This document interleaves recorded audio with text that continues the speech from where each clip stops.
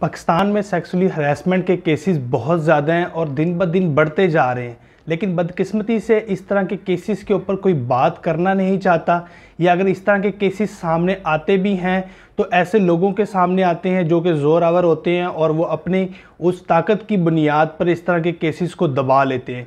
अभी रिसेंटली 3 दिन पहले जिन्ना सिंध मेडिकल यूनिवर्सिटी में एक वाक़या पेश आया जिसके अंदर एक प्रोफेसर ने, जो कि वहाँ की एक स्टूडेंट थी, उसको सेक्सुअली हरास करने की कोशिश की। जब उसने उसको रूम में बुलाया कि असाइनमेंट के बहाने कि आप ये असाइनमेंट ठीक नहीं बना रहे, जब बार बार उसने इंसिस्ट किया कि सर ये मेरा बेस्ट है, लेकिन उसके बाद जब उसने हरास करने की कोशिश की और जैसे ही उसने शोर मचाया तो इर्द गिर्द के सारे जो स्टूडेंट्स थे वो इकट्ठे हो गए और प्रोफेसर को पकड़ लिया।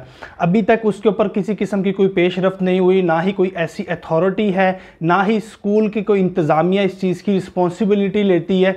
मसला यही होता है कि इस तरह के केसेस जब भी सामने आते हैं तो ज़्यादातर इस तरह के केसेस मेडिकल कॉलेजेस में, स्कूल्स में पेश आते हैं। तो इस तरह के कोई भी जब केस सामने आता है तो जो इंतज़ामिया होती है, जो अथॉरिटी होती है, उसकी नेग्लिजेंस सामने आती है। वो अपनी रिस्पॉन्सिबिलिटी कबूल करने पे बिल्कुल कबूल नहीं करती और इस तरह के केसेस में इसी वजह से दिन ब दिन इजाफा होता जा रहा है। ये ज़्यादातर केसेस दबा लिए जाते हैं या घर वालों को डराया धमकाया जाता है और इसके ऊपर बात नहीं की जाती।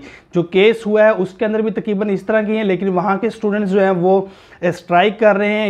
उन्होंने कोई एक्शन नहीं लिया, उसको बचाया, उन सबको भी फायर करना चाहिए। ऐसे मेडिकल स्टूडेंट्स हमारे ऊपर वैसे ही स्ट्रेस लेवल हमारा इतना ज़्यादा होता है, सही है।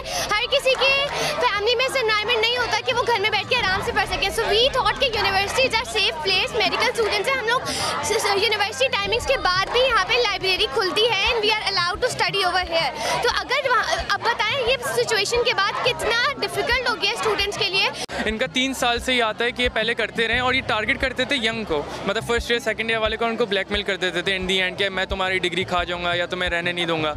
वो पिछले 3 साल से इस तरह की एक्टिविटीज़ में मुलव्विस थे। बार बार कंप्लेन के बावजूद इस तरह का कोई एक्शन नहीं लिया गया। हमने अक्सर देखा है कि इस तरह के मामलात में जो कॉलेजेस होते हैं, ख़ास तौर पे मेडिकल कॉलेजेस, वो कोई एक्शन नहीं लेते। काफ़ी सारे जो अथॉरिटीज़ के लोग होते हैं बदकिस्मती से वो भी इसके अंदर शामिल होते हैं। उन सब लोगों को इस चीज़ का पता होता है, इसके बावजूद वो एक्शन नहीं ले पाते और इस तरह के केसेस में पाकिस्तान में दिन ब दिन इजाफा हो रहा है। ये बहुत एक बदकिस्मती की बात है। स्कूल, मेडिकल कॉलेज में एक ऐसी अथॉरिटी, एक ऐसा निज़ाम होना चाहिए जो कि प्रोफेसर्स और टीचर्स की इस तरह की एक्टिविटीज़ के ऊपर नज़र रखे और उसके मामले में कोई ना कोई लाहे अमल लाजमी होना चाहिए कि अगर इस तरह की कोई एक्टिविटीज़ प्रोफेसर, टीचर्स या इस तरह के अमले अथॉरिटी की तरफ से कोई चीज़ होती है तो वो इस चीज़ के ऊपर नज़रसानी करे और इस तरह के इश्यूज़ को हाईलाइट किया जाए और ताकि ऐसे लोगों को सज़ा दी जा सके।